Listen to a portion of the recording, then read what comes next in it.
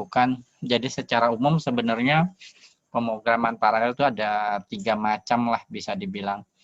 Yang pertama thread programming. Nah, thread programming ini nanti konkurensinya atau paralelismenya itu nanti diatur oleh operating system. Nah, terus nanti ada yang disebut multiprocessing, itu yang akan kita bahas di kuliah selanjutnya. Nah, itu lebih sih programmernya yang ngatur kemudian bagaimana proses paralelnya dilakukan. Yang ketiga adalah yang biasa dipakai di AI, yaitu GPU, parallel processing. Nah, ini kalau program langsung sih GPU programming agak riwah, tapi sekarang udah ada library-nya. Oke, kita mulai masuk ke dunia pemrograman paralel. Inti dari mata kuliah ini dari thread programming dulu ya. Oke, langsung aja tanpa buang waktu, kita langsung masuk ke sini. Nah, ini saya ini dunia yang udah mulai bukan pemrograman dasar lagi ya. Nah, ini udah levelnya agak advance ya. Oke. Nah, sebelum saya mulai, saya ingin menerangkan terlebih dahulu bedanya antara program, thread, sama proses. Nah, ini menjadi penting karena nanti akhirnya baru memahami apa itu thread programming-nya. Nah, saya sendiri hanya menggunakan hal-hal seperti ini kalau saya coding sesuatu yang computationally expensive gitu ya. Maksudnya entah datanya besar, entah modelnya itu kompleks gitu. Nah, oke. So, pertama kita harus mengenal dulu nih bedanya antara ketiga ini. Nah, program pada dasarnya adalah suatu entitas statis di komputer kita. Yang bisa jadi program Python, program Microsoft Word, Chrome, dan lain sebagainya itu program. Nah, ketika program itu dieksekusi, dijalankan, maka dia berubah menjadi sebuah proses. Nah, kadang-kadang disebut juga task, walaupun sebenarnya task sama proses sih agak beda, nggak sama. Tapi ada yang kemudian kayak menyamakan gitu ya. Nah, gitu. Sampai situ saya harap udah oke. Nah, atau dengan kata lain, ada proses adalah program yang sedang dijalankan. Nah, program sendiri tadi bisa terdiri dari beberapa proses. Jadi kalau kalian punya misalnya Google Chrome nih kayak gini nih. Nah, kita lihat tuh, saya jalanin satu Google Chrome. Nah, atau saya buka aja lagi baru di sini. Nah, ini kelihatan di sini. Ya, terus ini. Nah, kita lihat di sini ini kan proses tuh ya, proses. Nah, di proses ini ini ada dia bisa juga punya beberapa satu program ya Google Chrome, terus dia punya beberapa proses. Nah, semakin kalian banyak install add-on, biasanya dia terus punya proses sendiri gitu ya. Makanya Google Chrome cepat tapi resources-nya banyak makanya. Nah, dia satu program bisa terdiri dari beberapa proses. Nah, terus kalau kebetulan kita misalnya punya multi CPU, jadi punya prosesor beberapa di komputer kita, biasanya iya ya, mobile phone aja sekarang sudah punya sampai 8 atau bahkan lebih prosesornya, jadi udah biasa banget. Biasanya sih zaman sekarang laptop atau PC biasanya minimal 4, tapi udah mulai common sekarang 8 ya, kayak Ryzen segala macam tuh 8. Nah, kalaupun misalnya di komputer kita hanya ada satu prosesor ya, nah misalnya ini satu prosesor. Nah, ini misalnya satu prosesor di sini. Nah, dia terus kan ada task atau proses nih masuk ke sini, masuk ke prosesornya. Nah, task itu misalnya saya ginikan, saya kasih ya, misalnya di sini A0, B0, A1, terus di sini A2, terus B1, di mana kemudian si program 1 itu punya prosesnya A, tapi A itu kemudian dibagi-bagi jadi A0, A1, terus A2, terus proses 2 dibagi jadi B0 dan B1 gitu. Nah, jadi walaupun cuma satu prosesor, tapi suatu pekerjaan dibagi-bagi jadi suatu sub pekerjaan, lalu dia dikerjakan oleh si prosesor ini secara bergantian di antara sub pekerjaan ini. Nah, kalau prosesnya ini dilakukan dengan sangat cepat, maka seolah-olah walaupun kita hanya punya satu prosesor, tapi kita bisa melakukan beberapa hal sekaligus. Itulah yang terjadi pada misalnya PC-PC di zaman dulu yang punya hanya satu CPU, tapi kemudian bisa membuka beberapa program bersamaan gitu. Nah, atau misalnya di PC zaman sekarang, yang ada 4 prosesor, tapi kita bisa menjalankan lebih dari 4 program sekaligus. Nah, itu yang terjadi karena kemudian satu proses ini nanti dibagi jadi beberapa thread namanya. Nah, itu kemudian muncullah sekarang thread gitu ya. Subproses tadi itu disebutnya thread. Nah, ini thread. Jadi thread itu adalah bagian unit execution dari sebuah proses. Jadi bayangkan misalnya kayak prosesnya adalah bikin kue ulang tahun. Nah, thread-nya itu misalnya bikin adonannya, terus menghias kuenya, dan lain sebagainya. Jadi ada kayak subbagiannya gitu ya. Kalian ngebayanginnya thread itu seperti itu. Disebutnya unit of execution. Nah, yang ngatur thread itu operating system. Jadi kalau kita lagi pakai Windows, yang ngatur thread adalah Windows, lagi pakai Linux adalah Linux, Macintosh adalah si Macintosh. Nah, terus suatu proses selalu dimulai dengan primary thread. Nah, habis itu kemudian primary thread itu bisa menghasilkan thread-thread yang lain gitu. Jadi ini proses gitu ya. Proses seperti ini dia awalnya adalah main thread di sini. Nah, terus habis itu dia bisa bercabang. Tergantung kalau kita pakai multi thread kita bercabang, kalau enggak ya dia sekuensial kayak tadi. Nah, artinya kemudian dikerjakan tidak paralel. Nah, sifat dari ini, thread ini, dia shared resources. Jadi maksudnya gini. Nah, ini kan RAM nih. Ini kan RAM ya. Ini RAM. Nah, misalnya di RAM itu kita nyimpan variabel, namakan data ya. Data misalnya DF, data frame gitu ya, di data science. Nah, kemudian kita punya proses satu, misalnya ini adalah kalian jalankan Jupyter Notebook, misalnya regresi logistik.ipnb. Terus ini misalnya adalah let's say spm.ipnb, itu kan berarti ada 2 proses tuh jalan ya. Nah, masing-masingnya terus kemudian punya thread. Nah, kalau kita nyimpan suatu variabel gitu ya, di sini di DF sini di physical memory, di RAM gitu ya, di RAM. Nah, si variabel ini kan variabel global ya, variabel global. Variabel yang bisa diakses oleh semua fungsi di program kita. Nah, si thread ini bisa mengakses si DF ini gitu ya, si thread ini. Nah, jadi dia bisa sharing resources gitu istilahnya. Jadi kalau ada memori, data, resources, file itu kemudian bisa digunakan oleh beberapa thread dengan mengacu pada physical memory ada di mana. Tapi tentu saja ketika saya ngomong physical memory ada di mana, itu kita tidak perlu tahu alamat di memorinya apa. Ya cukup kemudian nama variabelnya apa, karena nanti kemudian dia bisa akses file tersebut. Nah, si thread-thread ini yang berada di dalam proses, nah mana duluan dijalanin, terus yang mana akan dijalanin itu dilakukan oleh si OS, thread scheduler. Tapi paralel, kalau kita punya beberapa CPU. Jadi, makanya saya bilang di awal kuliah, thread programming adalah parallel programming, tapi yang kemudian dikoordinasi oleh operating system.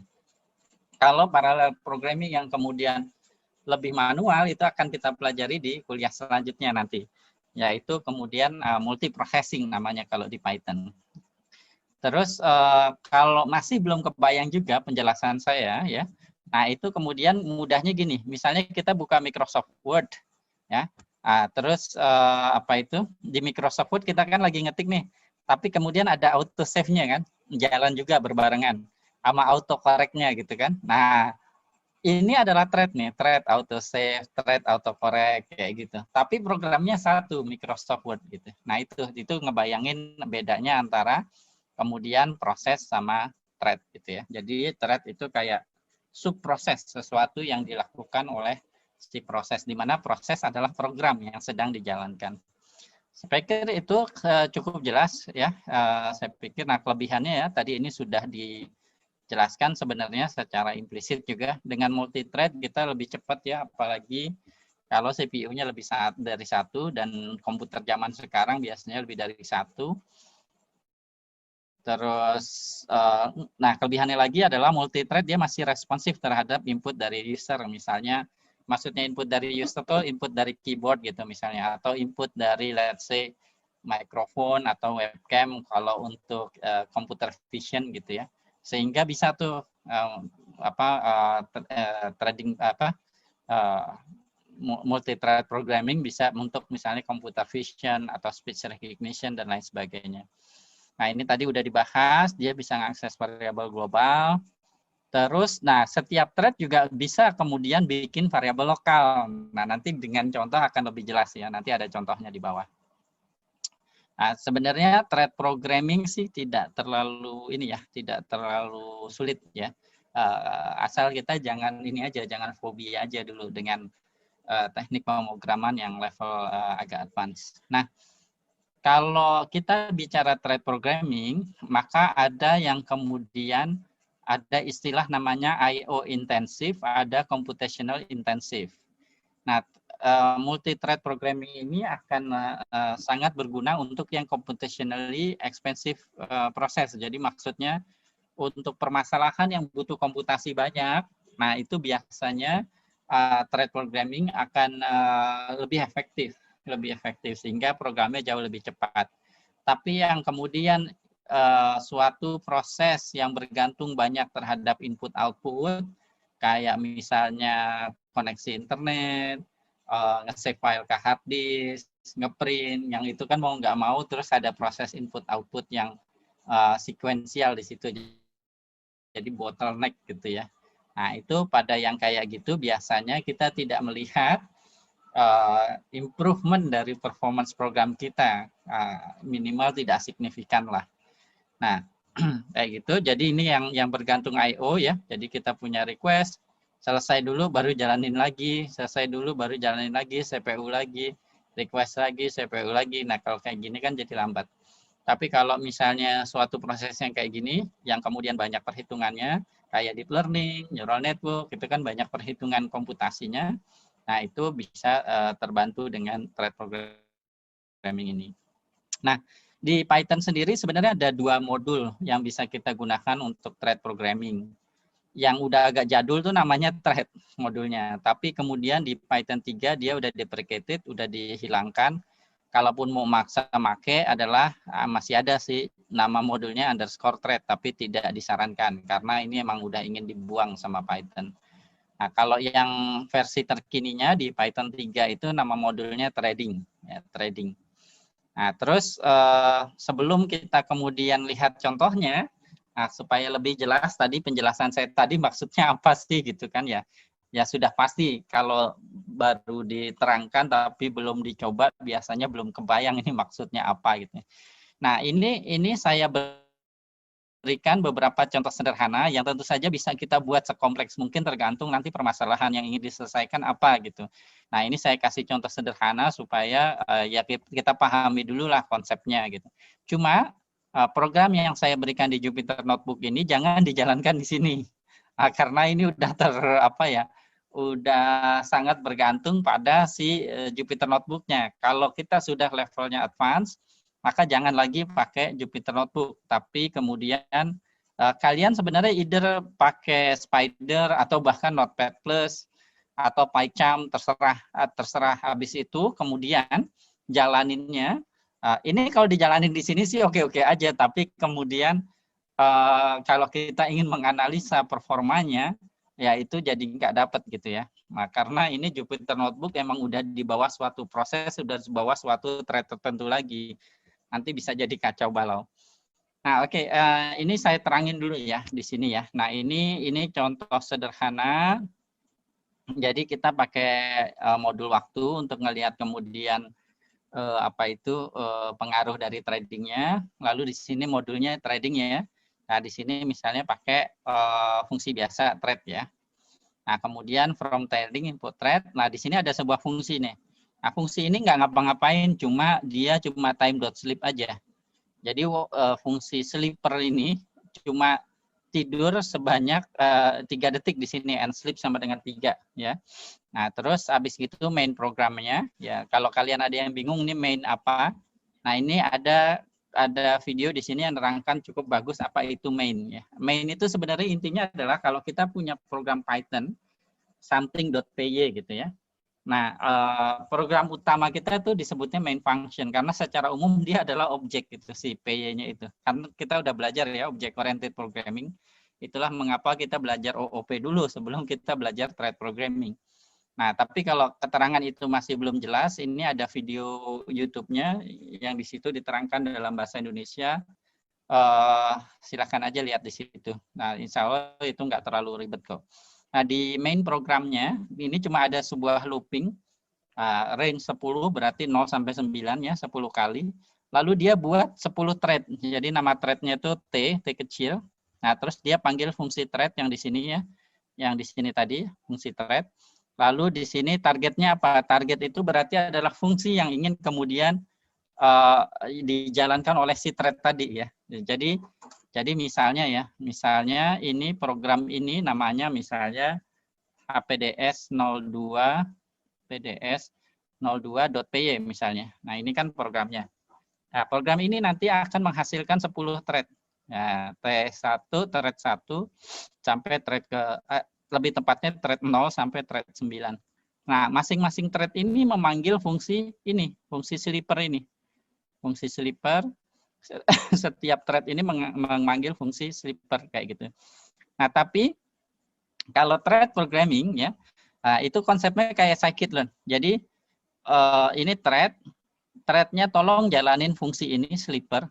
Tapi fungsi sleeper ini kan butuh parameter input ya, namanya fungsi. Nah, itu keywordnya adalah args. Args itu berarti kemudian adalah argumen atau parameter dari fungsi ini. Nah, dalam hal ini argumennya hanya i gitu. Nah, tapi sebenarnya i kalau kita lihat di sini hanya dipakai untuk dia thread keberapa yang menjalankan itu. Nah, kalau end sleep-nya kan di sini 3 semuanya. Bisa juga kalau mau kalian ganti end sleep-nya jadi i gitu. Misalnya itu sih terserah aja, ini kan cuma contoh aja. Nah, itu terus nanti setiap thread ini selesai baru programnya selesai. Jadi kurang lebih bagiannya seperti ini. Bagiannya seperti ini. Nah, mari kita coba ya. Mari kita coba. Nah, ini saya perlihatkan dulu. Jadi saya nulisnya yang tadi itu di Python, di Spider sini. Di Spider. Tadi dulu sebentar. Bukan yang ini. Nah, ini ya. Jadi nulisnya di Spider kayak gini. Jangan lupa kalian nge-save-nya itu di mana gitu. Jangan lupa. Jadi misalnya di sini kelihatan nih. Nge-save-nya di sini. Nah, kalau saya nge-save-nya di D program Python bla bla bla bla. Nah, ininya sih sebenarnya nggak terlalu masalah. Ini kan present working directory-nya ya. Nah, kemudian kalau udah level advance seperti ini, maka kemudian kalian manggilnya dari terminal. Nah, kalau ada yang pakai Linux berarti pakai terminal. Nah, kalau pakai Windows berarti pakai command prompt. Nah, kemudian perintahnya ya sudah Python spasi lalu nama programnya terserah kalian. Nah, kalau ini tadi saya HPDS 02.00.py. Nah, kayak gitu. Nanti kalau kalian misalnya namanya beda lagi ya terserah apa saja namanya gitu ya. Tapi yang jelas kalian harus pindah dulu ke direktori di mana file Python-nya berada. Gitu. Jangan lupa kalau enggak nanti ya tidak dikenali bla bla bla kayak gitu. Dan yakinkan kalian Python-nya sudah ada di dalam path. Apa maksudnya udah ada di dalam path? Jadi kalau kalian pakainya Windows ya, maka bentar. Maka yakinkan kalian klik kanan di sini di My Computer kalian. Terus properties, setelah itu kalian ke nah ini advanced system setting ya. Nah, terus habis itu di sini ada environment variable. Nah, terus kalian lihat di dalam path. Nah, ini path. Double klik di sana. Nah, yakinkan dia sudah ada path ke nah ini kalau ini saya ini WinPython terus Python 368 dan MD64. Nah, itu adalah path ke python.exe-nya. Sehingga kalau udah ditambahkan di sini, maka di command prompt saya bisa panggil Python dari mana saja gitu, dari folder mana saja. Nah, kalau sudah ya sudah, terus kita jalankan ini ya program yang tadi. Kan saya salah klik. Bentar. APDS 02 nah ini. Nah, tuh gitu. Oke, dia jalanin thread sebanyak 10. Nah, perhatikan gini. Nah, ini kita perhatikan outputnya. Nah, ini untuk memahami lagi apa itu thread ya. Nah, perhatikan thread-nya ya.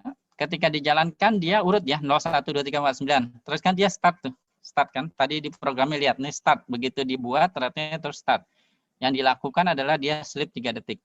Nah, tapi kemudian kapan dia selesainya, nah itu tidak berurutan ini. Gitu. Kenapa tidak berurutan ini? Karena kemudian di operating system ya itu ada proses-proses lain. Jadi ibaratnya kalian kebayangin ada kereta nih, ada kereta berapa gerbong gitu. Nah ini lagi jalan nih dari Bogor ke kota misalnya, Bogor ke kota. Nah tiba-tiba kalian bikin gerbong lagi 10 gitu. Nah kalian masukkan ke gerbong yang ada. Nah, kasihkan gerbong ada. Nah, yang ngatur gerbongnya nanti akan masuk di mana di sela-sela gerbong ini itu si operating system. Nah, kalau Windows berarti si Windows, kalau Linux maka si Linux. Nah, maka terserah si operating systemnya mau taruh di mana. Nggak mesti kemudian urut ketika kita membuat si thread-nya itu. Nah, ini juga yang salah satu yang membedakan antara thread sama nanti multiprocessing. Nah, saya harap itu jadi lebih ini ya, jadi lebih paham apa maksudnya sebenarnya thread. Nah, tapi supaya lebih paham lagi, kemudian ya ada beberapa contoh-contoh lagi. Nah, ini contohnya yang berikutnya. Nah, ini sederhana saja. Nah, ini kalau kayak gini muncul 2, saya harapkan kalian berarti sudah bisa karena mudah sekali ya. Nah, ini juga bisa from trading import trade kayak tadi, jadi nggak perlu nulis trading.trade, tapi kalau mau import trading aja, maka fungsinya trading.trade. Lalu ini adalah nama fungsinya yang kita jalankan di thread. Nah, perhatikan. Nah, ini sintaksnya cuma gini doang. Artinya, ya kalau nanti misalnya ingin digunakan di machine learning, di AI, dan di pre-processing data yang besar, atau dimanapun juga, ya tinggal kalian rubah saja di sininya, apa yang dilakukan di fungsinya. Dan enaknya adalah, ingat tadi penjelasan saya awal, thread ini bisa mengakses variabel global. Artinya kalau saya ada di sini n sama dengan 99, si thread ini bisa mengakses si n gitu. Nah, jadi seperti atau dengan kata lain saya ingin ngomong ke kalian bahwa thread programming bedanya cuma di sini, sisanya sama persis seperti kalau kalian bikin code Python biasa. Ya, jadi tinggal dirubah aja fungsinya apapun proses yang ingin kita lakukan. Lebih disarankan yang kemudian komputasinya banyak gitu. Nah, jadi kita kayak ngasih kerjaan. Kalian bayangin kayak T1 itu pekerja 1, T2 itu pekerja 2. Nah, si thread itu kayak pekerja. Saya kasih kamu kerjaan, jalanin fungsi ini, print square. Ininya input fungsinya 10. Hai pekerja 2, T2, kamu jalanin fungsi print cube. Nah, input fungsinya 10 kayak gitu. Sudah dibuat, ayo mulai kerja. Nah, T1.start. Nah, T1.join itu artinya tunggu sampai pekerja 1 selesai. T2 join artinya tunggu sampai T2 selesai. Kalau dua-duanya pekerja udah selesai, dan kayak gitu. Nah, jadi ya ini contohnya 2 ya. Kalian bisa bikin thread sebanyak mungkin, tidak bergantung pada jumlah prosesor. Nah, ini juga nanti yang akan membedakan antara thread programming sama multiprocessing. Ya, kalau thread programming kan berarti subproses. Nah, subproses mah terserah kita mau sebanyak berapapun. Ya, karena kan nanti akan diatur oleh OS yang operating system mana yang akan dikerjakan duluan. Nah, kalau multiprocessing nanti kita ngasih kerjaan ke prosesor. Gitu. Jadi nanti akan tergantung berapa jumlah prosesor yang ada. Nah, tergantung kalau kita cloud programming, itu bisa sampai ratusan jumlahnya.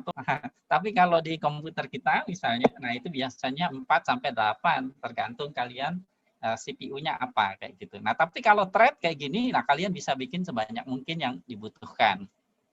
Nah, ini contoh berikutnya. Nah, saya jalankan misalnya ya, saya perlihatkan dulu di spider-nya.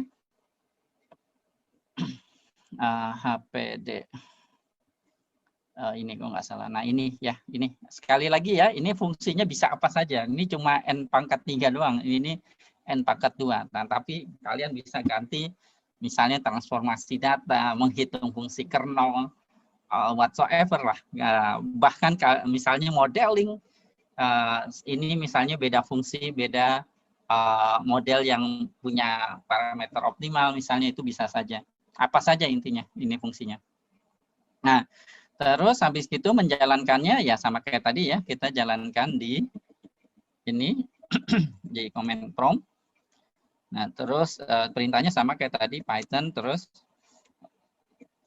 ini saya nama filenya sekarang 01, kayak gini. Nah, kayak gitu.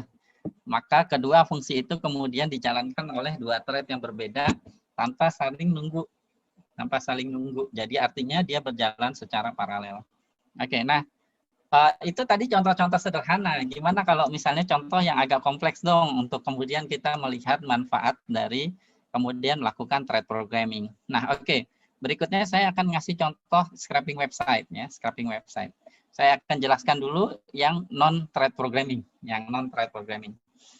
Jadi yang biasa, yang sekuensial, pakai satu proses, satu thread. Nah, jadi di sini ada modul request untuk mengakses website dari Python ya. Terus modul waktu untuk kita kemudian ngecek berapa waktu yang dibutuhkan. Terus ada dua fungsi di sini ya, download site ya, download site. Kita mendownload suatu website, kita cuma mau tahu panjangnya dari konten website. Nah, kalau kalian ingin modifikasi supaya kemudian ngambil isi website silahkan. Tapi saya cuma ngambil di sini panjang ukuran dari websitenya, terus dari URL apa kayak gitu. Nah, terus habis gitu di sini ada fungsi download all website. Terus di sini ya udah pakai modul request ini ya, request session. Nah, ini adalah sintaks dari ngambil membuka website di Python. Jadi di sini from URL inside. Nah, site ini nanti adalah list yang isinya adalah URL ada banyak.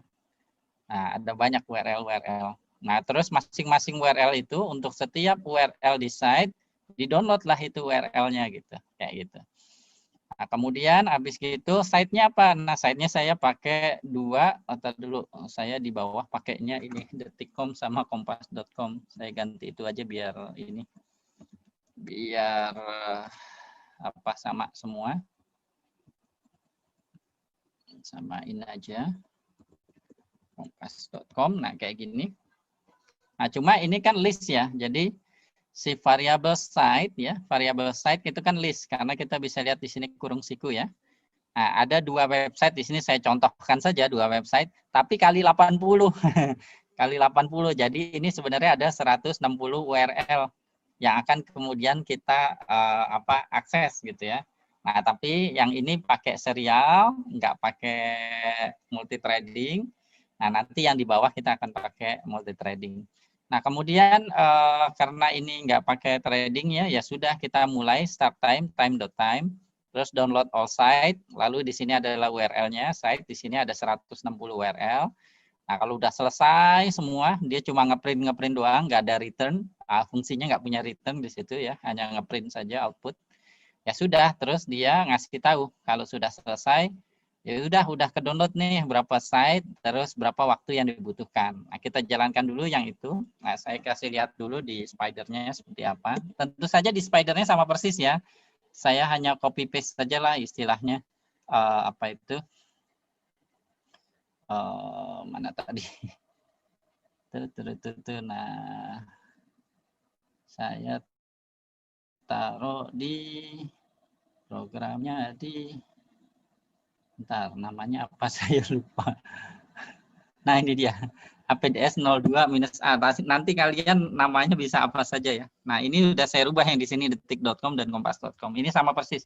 Jadi kalian tinggal copy aja di selnya di Jupyter Notebook, Ctrl A, Ctrl C, terus Ctrl V di Spider, lalu di save, lalu jalankan di command prompt. Nah, di sini saya misalnya namanya code-nya adalah APDS 02-A ya. Berarti di command prompt-nya saya panggil dengan nama itu -A kayak gini, nggak ada ininya. Nah, terus kita lihat ya. Nah, di situ terus nah ini nih, dia crawling tuh, scraping data dari detik.com dan kompas.com 160 URL ya. Kita tunggu sebentar.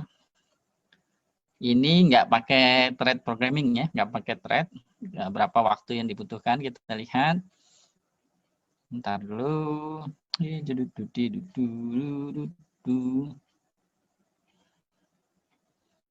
Harusnya sih tidak lebih dari 30 detik.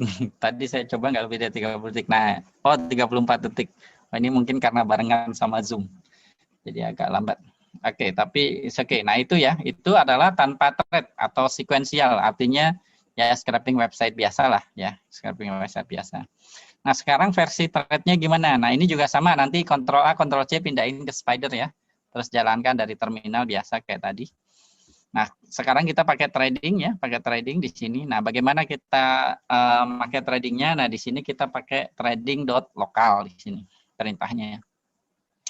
Nah, terus kita nambah ada fungsi get session, di mana get session ini kemudian akan membuat trading dari si scraping ini, model scraping ini.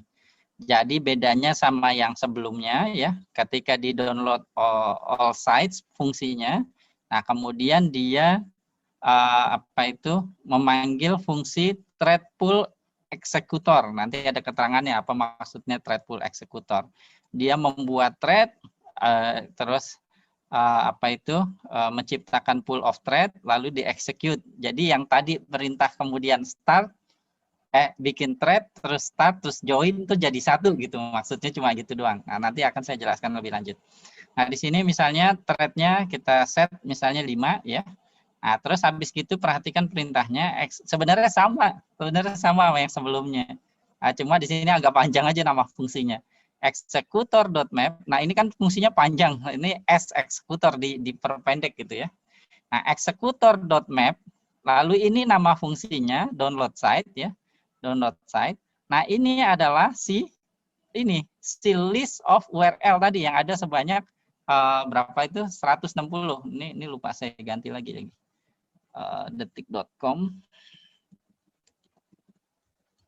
yang di bawahnya kompas.com.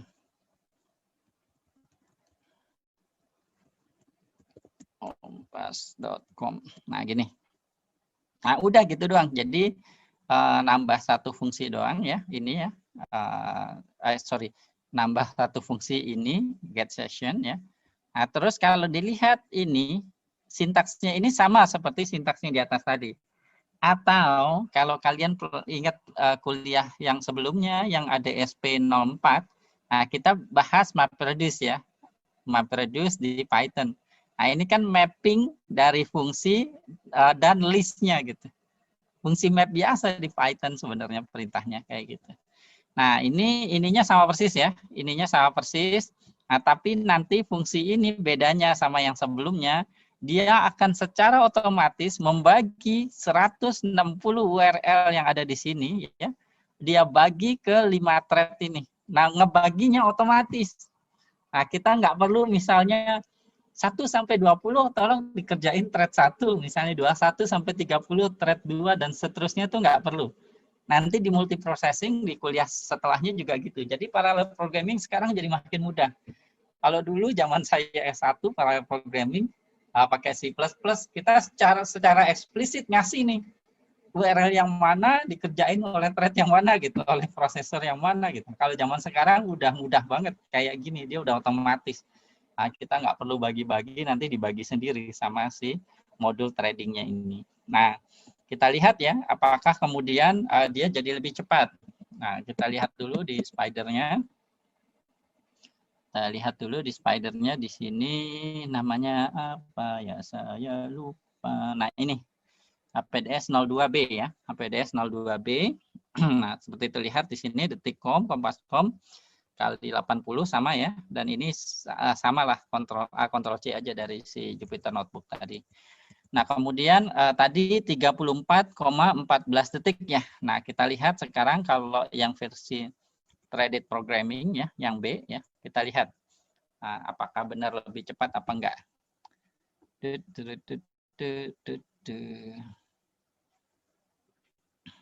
Nah, oke.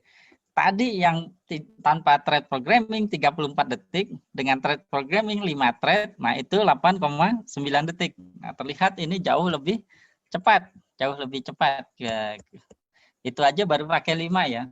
Sebenarnya kalau laptop yang biasa itu, kalau Intel, dia biasanya ada 4 core physical core, 4 logical processor. Jadi total 8 sebenarnya yang bisa dipakai. Nah, kalian nanti bisa eksperimen, nyoba-nyoba 2, 3, 4, terus sampai 8, lalu dilihat sampai berapa kalian naikin, kemudian masih bisa lebih cepat terus. Nah, itu kalian bisa melakukan studi empiris. Itu contoh scraping ya. Ini ada keterangan lebih lanjut dari si itu tadi, program yang tadi di atas. Ya, jadi yang dilakukan kemudian adalah membuat beberapa thread. Nah, thread ini kemudian masing-masing melakukan request, yang buka website. Nah, terus tanpa harus menunggu, saling menunggu antara satu thread sama thread yang lain, kemudian dia ngasih output gitu. Nah, ini kemudian CPU yang kemudian ngebagi-bagi ini atas perintah si operating system seperti itu. Oke, terus hal terakhir yang saya mau bahas di kuliah hari ini adalah Global Interpreter Lock di Python. Nah, ini agak terkenal ya di Python, ada GIL-nya gitu.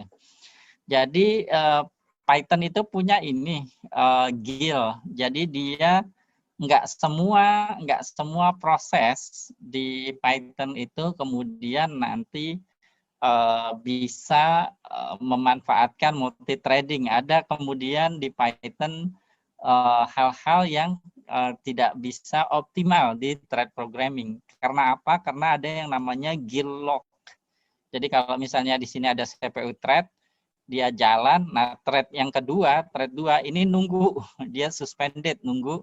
Nah begitu GIL-nya dirilis di thread 0, baru kemudian dia thread 2-nya wake up jalan gitu.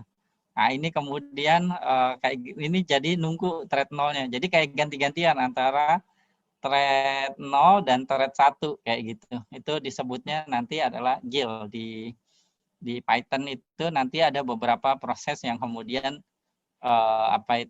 terutama proses yang I/O ya, yang I/O intensif. Tadi ingat di atas di awal kuliah saya menjelaskan bahwa ada 2 macam ya komputasi di thread programming, yaitu I/O intensif dan computational intensif.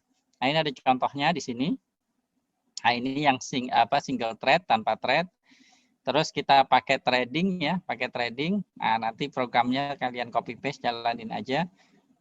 Terus nanti kalian akan lihat bahwa waktunya kurang lebih sama walaupun kita sudah pakai multi threading. Nah, ini kan sama kayak contoh sebelumnya kan. Kita tinggal T1.thread, T2.thread, terus start, T1 start, T2 start, lalu join kayak gitu kan. Nah, sebenarnya solusi dari GIL ini, GIL lock di Python ini adalah multiprocessing ya benar. Nah, itu akan kita bahas di kuliah selanjutnya.